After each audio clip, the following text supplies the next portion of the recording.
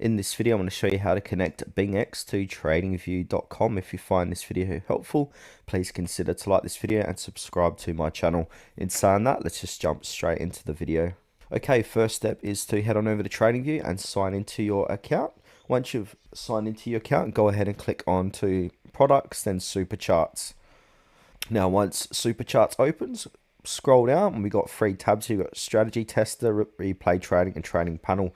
Go ahead and click on the Trading Panel option. Scroll down, try and find Bingx. We can make this a bit bigger to make it easier to see. Now, if Bingx doesn't appear here, click on All Brokers. Scroll down and go ahead and click on Bingx. If you can't find it, click on Control F on your keyboard, type in Bingx, then click on the down arrow, and it should highlight where it is here. So simply click onto it.